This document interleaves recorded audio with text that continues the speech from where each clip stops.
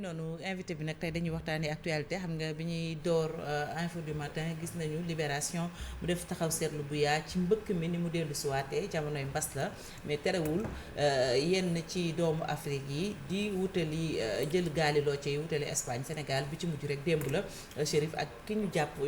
gaal gi ñu jàpp mu amoon 14 personnes fukki ak ñett di ay doomu Sénégal kenn ki di doomu Mali ñu ndugg seen soble ceeb fas yéene songu géej gi wutali Espagne nekk réalité ba tax nañu indi suñu invité bi mais itam am nañ ci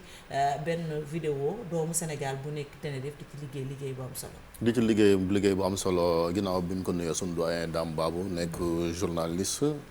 moom xam bu baax émigration ndax ca Amérique ma ngi fay dund. yàgg na doyen ginnaaw bi la nuyoo ñaata at nga def Amérique. 33 ans.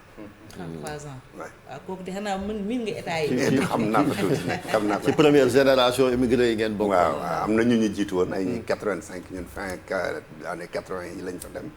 mais ñi ëpp ci ñi nga xam ne dañu fa dem installé wu fa.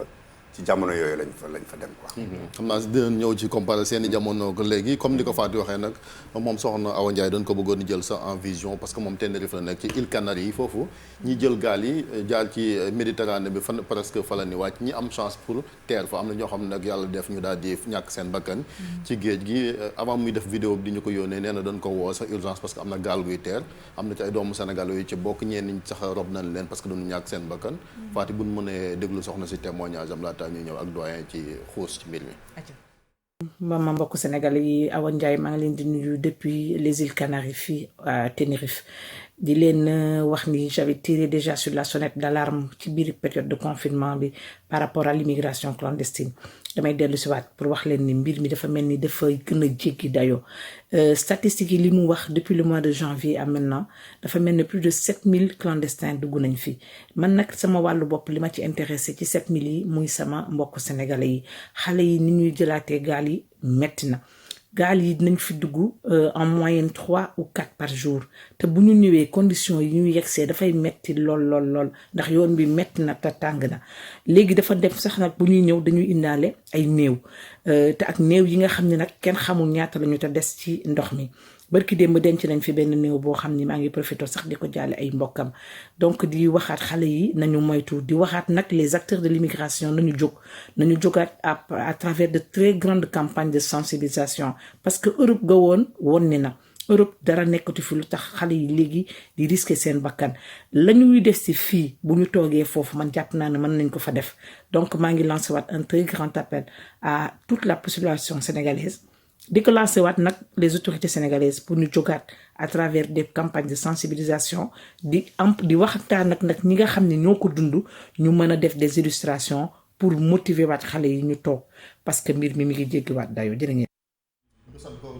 moom soxna aw moom vidéo bi ci gaawtu la ko def ndax am na geneen gaal kon kuy teer nee na janvier gi léegi 7000 maanaam juróom-ñaar téeméeri junni doomu aadama juróom-ñaari junni doomu aadama kon teer si nan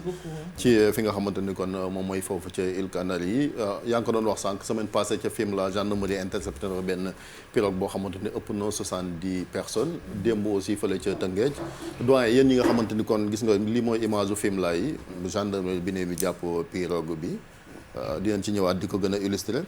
yow mi ngeen xam wàllu immigration lan ngay jàpp ni moom moo waral kon nit ñi di mbëkk ni di dem. bon benn bi mooy nit ki xam nga bu fekkee dund gi mu nekk lu nekk ko gënal parfois wala fi dañuy wax sax lii dee sax moo ko gën. xam nga bu xale yi demee ba yegg foofu sensibilisation kese mën naa am du kile et puis image bi aussi daf ciy am. ñun ñi nga xam ne ñoo nekk bitim réew en général bu ñu laajee dañuy wax xale yi toog leen mais bu ñu ñëwee fii ni ñuy doxalee day mel ne la ñu nekkoon neex na lool. ba pare xale yi nga doguma la dañ naan leen lan moo tax ngeen ñaan ñu toog leen ba pare yéen ñibbisi. te yéen ñibbisiwu leen donc loolu yëpp dafa daje. ba nga xam ne man defe naa ne am na loo xam ne peut-être ñi nga xam ne ñooy responsable yi li ñuy def bu ñuy xeex terrorisme man fekkee naa ay discussions yu bari fii ci forum sur la paix et la sécurité bu ñuy discuter affaire u terrorisme li ñu wax mooy information communautaire rek moo ñu ci mën a génnee. xam nga par exemple su fekkee ne da nga ne dañ ma may bourse. ñu gis billet bi ne Niger la lay wàccee bu la fa jëlee yóbbu la fii bu ko service de sécurité di gis xam ne kii Libye la jëm. information communautaire la ñuy def ci quartier yeeg yooyu ci la ñuy seetee ay terroristes ak yooyu mais yaakaaruma ne ñi ngi koy def pour ci kan mooy am gaal au lieu nga dem tefes di xawar gaal guy dem ci biir communauté bi ñu xam façon ñi nga xam ne ñooy recruter yan grand place la ñuy toogee naka la ñuy feeñoo ñan nit la ñuy doon parce que de toute façon waa quartier bi xam nañu nit ñi fay dugg ñëpp je pense que yu mel noonu bu ñu ko jiitaloon ci li ñuy def dana am solo et puis ensuite nag ñu continuer insister avec ñi nga xam ne ñoo nekk Europe nga xam ne xale ñi fa la ñu jëm ñooñu nee nañu suñuy partenaire lañu il faut que ñu dem en amont ici wax nañ ko fi ay yoon mais ba léegi gaal yi nga dégg ne jàpp nañ leen bu ñu demee ba jege seen frontière rek ngay dégg ne jàpp nañ leen doo dégg ñu ne la ñu ngi collaborer ak la gendarmerie ici avec l'armée balaa gaal gi di génn balaa muy romb Mbuur jëm ci géej gi ñu dogale ko yu mel noonu je pense que mat na bàyyi xel. parce que ko waxee mais c'est extrêmement difficile quand même surtout soo xoolee ñi ngi ko seqal yaa ngi koy méngale genre sax wàllu terrorisme te soo xoolee c'est pratiquement pareil ci wàllu état d'esprit parce que ñu mel ni kamikaze bi suy dem di def njombeem moom dafa mel ni que yoonam nekk ñii tamit su ñuy dugg ci gaal yi tamit comme ni wax mais kooku nan nga ko mën a raisonner ak état d'esprit boobu. Exactement, pour confirmer moi j'ai vu un ancien ministre de la sécurité du Niger mu wax ne dañu jàpp benn xale moom mu dem di seetaani bi ñu koy def interrogation bi xale bi daf leen ne bu leen ma tardeel rey leen ma pour ma mën a añi ak yonent bi suba bu leen ma tardeel ci ay jàpp ak ay tëj kaso ak affaire yooyu rey leen ma dama yàkkamti dem jihaad la ko jàppee waaw jihadiste la yu mel noonu la même chose ñi nga xam ne ñooy fayloo nit ñi ñuy dem ci bateau parce que de toute façon li ci gën a te metti encore mooy nit ñi dañuy dem ci bateau yi faatu ci géej gi mais seeni waajur li ñu amoon yëpp dañ koy dajale fayal leen ko te xale bi ba pare bu ñu faatoo bu ñu xam ne ñàkk na génn nañ àddina duñ ci xam dara aucune information foofu nga leen di mujj a déggee c'est juste pour dëggal li nga wax y a une page sur Facebook Chérif trouvé ou perdu tous les jours da ngay gis ñuy def ay photos mais parfois dans les commentaires kenn moo lay gindi ne kii nekkoon naa ak moom Tanger faatu na bu yàgg voilà loolu mooy wane ne dañuy bàyyi sax famille yi ci désarroi et puis pas trouvé ou perdu boobu di def liggéey bu am solo. et drame bi li koy gën a yokk da ngay gis xale yoo xam ne comme Maroc ak yooyu amul ay visa pour dem fa dañuy dem ba Tanger nekk fa ay weer ñu dépouiller leen lépp li ñu yóbbuwaale woon tuuti ci ay yóbbal sax nangu nañu ko ñu nekk ci condition yoo xam ne wala li gën a tee bon il faut que nag parents yi xam loolu xale yi ñu ci bari ñu ne dañuy dem Libye bu ñu fa demee li ñuy mujj ji bu ñu moytuwul dañuy jaay ay organe dañ leen di jàpp di dindi ay seen i bët di ko jaay dindi seen i roño di ko jaay ak yooyu yëpp nga xam ne am na ñuy wax ne dem nañ fa gis fa ay groupe yoo xam ne boo ñëwee doo xam ay yan façon nit lañu lu bari day manqué ci ñoom loolu yëpp mat na bàyyi xel. mais doyen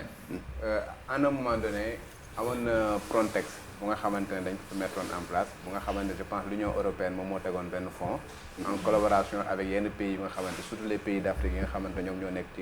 ci littoral bi pour au moins ñu xeex loolu émigration clandestine je me rappelle très bien sax que à un moment donné même Sénégal fii amoon na coopération boobu bu amoon est-ce que Frontex boobu coopération bi dafa continuer tout moom moo tax ñu gisaat loolu wala nu mu demee xam nga Europe aussi dafa am loo xam ne dafa xew surtout ay Italie ak Espagne ak yooyu gouvernement yi dañ fa dul yàgg dañuy voter lu bare dañuy changer lu bare ce qui fait que fonds bi mën na ñëw couvrir 2 ans entre-temps un gouvernement de droite vient en Italie et qui dit je ferme mes frontières je ne vais pas financer les gendarmes du Sénégal ou de la Mauritanie etc. Cela veut dire que je pense que ci li ñuy jéem a def ñu jéem ko def ak Union européenne d'abord au lieu ñu koy def ak les gouvernements ensuite ñu am un plan structuré boo xam ne ñun ñoo koy defal suñu bopp parce que lépp lu ñu lay jàppale ki la doon jàppale bu bàyyee nga tële loolu mooy problème bi mënuñu compter ci ay fonds de l'extérieur il faut que ñu trouver des moyens xaw ma fu ñu koy jëlee mais bu ñu bëggee mu dañ léegi nag buñ ne aw ñooy moyen mooy nangu nañ ne mbir bi day continuer yéen xëy na seeni génération ba ngeen dem bitim réew contexte yi bokkul léegi xëy na défi yi tey la gën a bëri ci jeunes yi responsabilité njiit yi aussi lan la ci moom laay wax ne nañu seet lu endogène loo xam ne ci ñun lay jógee affaire bi adduna bi yëpp problème yooyu du lépp xaalis moo koy réglé du lépp xaalis il faut ñu xool sur le plan sociologique ci suñu biir am na yoo xam ne xale yi duñu ko def ndax seeni waajur duñu leen bàyyi ñu def ko bu ñu fexee woon ba muy ñoree noonu waajur yi xale yi duñu ko def et puis am na ci li ngeen doon wax léegi ci ay maison de justice yi ak yooyu il faut que ñu wàcce mbir yi ci suuf base bi ci base bi ñi nga xam ne ñooy di yor force de sécurité ñu liggéey comme ni ñuy wax jigéen ñi ni ñuy liggéey ak bàjjenu gox yi il faut que ñu am nijaayu gox yu mel noonu nga xam ne ci suuf lañ koy xamee proximité xale bi bu commencé fu mu waxtaane wax affaire bitim réew fu mu waxtaane wax affaire sama waa ji nekk Italie fu mu nekk ñu ne ay parents et puis li muy liggéey ndax am na ku mu koy dénk voilà am na ku mu koy sax ñoom nëbbatu voilà dañ naan la su ma amee occasion mais génn réew mi parce que exactement man xam na am naa koo xam ne ci suñu famille la bokk daf ne rakam dafa dem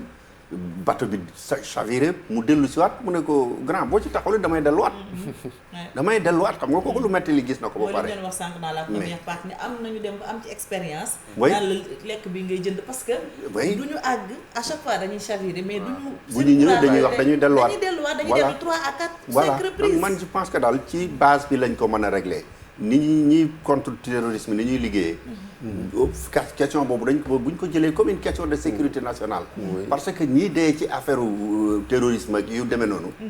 matul asaka ñu des ci biir géej gi donc question de sécurité nationale mënu weesu loolu mais bi ma wax autorité yi mooy en terme d'offre parce que politique de jeunesse yi ci wàllum xëy wala loo xam ne dinañ ci mën a jàpp au moins boo ne leen bu leen dem jàpp leen ci lii wala ñu wan leen yoon woo xam ne bu ñu fa tegoo xëy na mën nañoo réussir fii bañ a xaru ji waaw mais loolu mooy li gën mais loolu yéen rek la li ñuy wax wishful thinking ci anglais parce que marché de l'emploi ñaata centaine de milliers ñoo ciy dugg année bu nekk ñuy laaj suñu réew yi boo bëggee dégg-dégg dañuy delluwaat ci lu gën a xóot mooy suñu réew yi dañoo matul ay réew. waaw mais déet doyen mais jamono jooju dégg ay corruption fii mal gouvernance bi fii jamono jooju koppar yi tamit ni mu sànkoo buñ ko dugaloon xëy na ci jeunes yi daf ko yitte mën nañ cee réussir. ma ne léppay àndandoo mënuñu ne mën nañ régler problème mu jeunes yi nañ régler problème mu ñuy dugg ci bateau yi. gis nga te bu ñu ne mënuñu ko loolu aussi c'est dañ ko seetul bu baax Cap-Vert gii bi ñuy jël indépendance 75 Sénégal moo leen doon abal ay enseignants tey ji Cap-Vert niveau de vie am c'est 2 fois celui du Sénégal lan moo ko def te ñoom suuf suñu tabaxee sax dañ koy jëndi géej seen géej ay xeeraf la dendal amuñu benn produit te pourtant fexe nañu ba au moins ñoom li ñu gën a bari le mooy nit ñu tukki boo demee New England fu mel ne ay Boston ak li ko war a côté yooyu la fa nekk ci ay waa Cap-Vert moo ëpp ñu nekk Cap-Vert ci boppam mais dërëm yi bu ñu fa yónnee fi mu war a dugg dana fa dugg projet yi ngi ñuy monter day projet yi à dimension humaine lay doon yoo xam ne mën nañu ko def loolu bu ñu ko defee muy suñu réew yi muy yeneen yi danañ ci mën a def li ci war ba xale yi am lu ñu jàpp mais loolu nag defe naa njaw def na xam ne weesu na rek wax ko et puis en plus quand même je pense que amuñu statistique yi mais ñi nga xamee ni ñoom ñëpp ñoo dem ci aventure boobu ñëpp duñu ay chômeurs am na si ñoo xamee ni dañuy liggéey jàpp ci dara mais je sais pas mais man gi am naa sama benn xarit boo xam ne daf ma topp ne ma doomam chaque fois bu woo ma ne ma sa doom ji nee na il faut mu tukki liggéey na ba am 3 millions moom boo ko mënee wutal ku ko wutal visa mu ne ko mais saxe li mu def ba am 3 millions ba mën ko économiser takk ko benn genn buum dëgg yàlla mais te mooy kentu ni ci loolu mu ne il faut mu dem Espagne wala mu dem Brésil wala da nga gis ñoo xam ne dañuy jóge fii ñu fay fexe ba dem Brésil jóge Brésil au sud ne dañuy dox ñëw Amérique du Nord ñëw États-Unis dëkk yi ñuy traversé léegi dafa may coupeur de route ay cartel drogue yeeg nekk gars yi dañu lay jàpp jox la téléphone jox la numéro carte d'identité ne la waxal sa waajur ñu yónnee Western Union sinon dañ lay rey sinon doo jàll am ñoo xam ne mar moo leen di rey ci frontière bi am ñoo xam ne doo xam fu ñu mujjee dañuy xëy jóge foofu peut-être fukk yu départ bu ci kenn yegsee am nañu wërsëg. gaal yi ñu ci bëri Europe lañ jëm mais yow comme Amérique nga nekk différence bi ci deux continents yooyu en termes de migration lu leen wutale. waaw xam nga Amérique nag moom. daanaka digaloowul ku dul ak Canada ak Chili. distance ko gis si géej gi. c'est très loin. juróom-benni jour bateau la bateau normal bu am doole bu am kile. puissance. et yombewul dugge noonu. Atlantique bi traversé parce que xam nga boo jógee fii bëgg a dem Espagne boo demee ba détroit de Gibraltar. parce que soo xoolee pare que sax traversé bi guddul dafa. quelques mètres la pratiquement presque un mètre nageur pourrait peut-être le faire. mais bokkul ak Amérique nag Amérique fu nekk ndox a ko wër. à part Canada ak Mexique. amul benn frontière terrestre bu fa nit di demee. lu ëpp daal avion moo la fa mën a yóbbu am na ñu ko fi jéemoon nag ba ñu jàpp leen tëj leen ñëw Jersey pendant des mois. jotoon nañ ci benn bateau. mais loolu. bala ñu wax ci élection présidentielle bi aussi ak sëñ Trump moom. ak digganteem ak Afrique bëgg nañu aussi ci impact Covid bi parce que gis nañ quand même diaspora bi mbir mi laaloon na leen am na benn plan boo xam ne kilifa yi defoon nañ ko ci mbiram 12 milliards yi ne dañ leen koy jox yéen ñi nga xamante ni dund ngeen ko naka la Covid bi def ci ni ngeen di yëngoo. bon bu Amérique laa gën a xam parce que foofu départ bi metti na lool. xam nga Covid bi li ñuy docteur yi wax mooy jegeeg nit muy wax loram di la laal moo gën a gaaw ci lu koy wàllee. te ñun fi ni ñuy dundee foofu comme fii la pratiquement ñooy bokk kër gu ñuy reere ñooy bokk fu ñuy grand placé ñooy fanaan pratiquement ci kër gi ba fajar li ci ëpp. am na ci ñoo xam ne ay chauffeur de taxi la ñu doon dañuy liggéey guddi di xoole bëccëg bi dañuy nelaw ci bëccëg bi di xoole ci guddi gi et cetera ce qui fait que fan yu njëkk yi. lu toll ci peut-être 45 jours. bi ma mujjee bind article ci loolu enquête yi ma defoon ñoo ngi woon à 32 sénégalais booba Sénégal fi amagul woon lu mat 20 yi fi décédé ñu ngi woon ci 32 metti woon na lool mais alhamdulilah ñu bari ci ñoom New York la ñu dëkkee te New York moom gouverneur bi quand même dafa pousser nit ñi ñu def li ñu war a def fi mu nekk ni je crois que ci àdduna bi ville bi ci gën a néew ay infections par jour la ay des décès mais ci affaire ndimbal li y a aussi deux choses benn bi liñ ci wax peut-être bariwul fi ñaar am na ci c'est vrai que Sénégal yónnee na fa xaalis je crois que li ma mujj a dégg sénégalais bu nekk jox nañ la $300 peut-être 170 000 mais xaj na ñoom ñoo ëpp chance peut-être ñi nga xam ne ñoo nekk ci yeneen diaspora yi. mais $300 États-Unis xepp nga. waaw soo yóbbuwul la fi sori. ak Sénégal genre 160 000. mais foofu c'est encore pire moom xam na li ñuy wax. mais nag $300 boo ko yoree dugg ci benn restaurant. moo tax est-ce que solution bi joxe woon xaalis la est-ce que waroon a trouver neneen ci wàllu ndimbal ko joxe xaalis. joxe fa xaalis bu leen dimbali lool doy na waar dana jafe trop parce que mais ñi nga xam ne ñëpp mënoon nañu prouver. ne at mi weesu liggéeyoon nañu. déclaré woon nañu ay impôt méttiwul ci ñoom noonu nag ci mbiru xaalis. gouvernement wu Amérique toog na lu mat je crois 13 semaines yoo xam ne gën gaa néew li ñu leen doon dimbalee mooy $700 et quelques par semaine. 400 000 francs CFA par semaine. quand même loolu aussi nag wute nag $300. mais doole yi ñoo bokkul. même ba léegi ñu ngi discuter waat loolu. ñu ngi joxe waat temps yi ñi nga xam ne ñëpp amoon nañ ci bu njëkk bi lu bon $900 ci mois bi encore bon donc mën nañ jàpp ne bu ci côté yooyu peut-être immigré yi nekk Sénégal yi nekk Amérique ñi nekk Europe peut-être ci ñoom la gën a metti que ñi nga xam ne ñoom ñoo nekk Amérique. léegi présidentielle bi daanaka li ci des matatul ñaari weer ngir ñu daal di koy dëgmal Donald Trump le président sortant mi ngi xëccoo ak Joe Biden. Trump moom boo doon tiré bilan surtout jëflanteem ak Afrique. di ko noté moom. digganteem ak Afrique. waaw est-ce que dina fàttaliku Afrique. déjà mandat bi yëpp mos a fi teg tànk. waaw est-ce que dina fàttaliku est-ce que ñi ko wër xam nga président aussi équipe ñoo koy wër. ñi mu recruter déjà. est-ce que am na ci ñoo xam ne bis bu ñu xëyee seen xel dem ci Afrique. ça aussi. loolu mooy problème bi donc